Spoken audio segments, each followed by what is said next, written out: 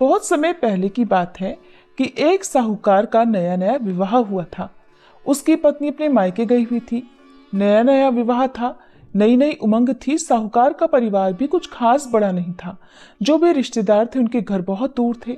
अब साहूकार को अकेलापन खाए जा रहा था। उससे रहा नहीं गया और वह जा पहुंचा अपनी ससुराल। ससुराल में उसकी खूब आवभगत हुई। अगले ही दिन साहूकार ने कह दिया कि विदाई की तैयारी कर लीजिए, हमें निकलना है। अब संयोगवश वह दिन था बुधवार का। सास ससुर ने अपने दामाद को समझाने का प्रयास किया कि बेटा आज बुधवार का दिन है, इस दिन बेटी की विदाई नहीं करने का रिवाज है। बेटी की विदाई तो क्या, किसी भी शुभ कार्य के लिए यात्रा पर जाना बुधवार के दिन शुभ नहीं माना जाता। लेकिन साहूकार नहीं माना और कहा, मैं इन सब बातों को नहीं मानता, आप हमें जाने का आशीर्वाद दीजिए। अब अपने दामाद के आगे सास ससुर की भला कहाँ चलने वाली थी। मन महसूस कर तैयारी करनी पड़ी। बेटी की विदाई कर दी गई। आगे चलते चलते रास्ते में साहूकार की पत्नी को जोर की प्यास लगी। साहूकार जैसे ही पानी लेने के लिए गया और जब पानी लेकर वापस लौटा तो देखकर हैरान रह गया। उसने देखा कि उसकी ही हमशक्ल कोई व्यक्ति गाड़ी में पत्नी की बगल में बैठा हुआ है।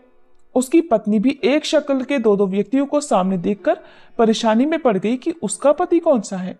जैसे ही साहूकार ने पत्नी के पास बैठे व्यक्ति से पूछा कि वह कौन है, तो पलटकर उसने जवाब दिया कि भैया, मैं तो उस नगर का साहूकार हूँ और अपनी पत्नी को लेकर जा रहा हूँ। तुम बताओ तुम कौन हो और मेरी पत्नी पर तुम अपना अधिकार क्यों जमा रहे हो। ऐसे बहस करते करते दोनों में विवाद बढ़ गया। विवाद को देखते हुए राज्य के सिपाही वहां पहुंचे और साहूकार को पकड़ लिया। अब सिपाही भी चक्कर में पड़ गए कि दोनों की शक्ल सूरत तो एक समान है। उन्होंने साहूकार की पत्नी से ही पूछा कि बताओ इसमें से तुम्हारा पति कौन सा है। अब बेचारी भला वह क्या जवाब देती। तब साहूकार ने हाथ जोड़ लिए और भगवान से विनती की कि हे भगवान, ये आपकी क्या माया है। तभी आकाशवाणी हुई कि मूर्ख, याद कर, कुछ समय पहले तूने ही तो अपने सास ससुर की आज्ञा न मानकर भगवान बुद्ध का अपमान किया और बुधवार के दिन तू अपनी पत्नी को लेकर चल पड़ा, जबकि तुझे इस दिन नहीं जाना चाहिए था। ये स्वयं बुद्धदेव हैं जो तुम्हें सबक सिखाने के लिए तुम्हारे वेश में हैं। तब साहूकार ने सच्चे मन से क्षमा मांगी और भविष्य में कभी ऐसा न करने का वचन भी दिया और बुधवार को नियम पूर्वक व्रत पालन करने का संकल्प लिया। तब जाकर साहूकार के रूप में प्रकट हुए बुद्ध देवता अंतर्ध्यान हो गए और साहूकार अपनी पत्नी को लेकर घर जा सका। इस घटना के बाद साहूकार और उसकी पत्नी दोनों नियमित रूप से बुधवार का व्रत पालन करने लगे।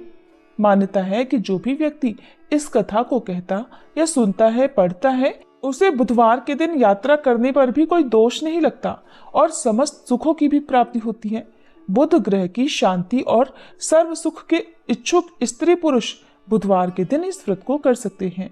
ज्ञान, बुद्धि, कार्य, व्यापार आदि में उन्नति के लिए भी बुधवार का व्रत बहुत ही शुभ और फलदायी माना जाता है। आज के दिन बुद्ध देवता के साथ साथ भगवान गणेश जी की पूजा का भी विधान है।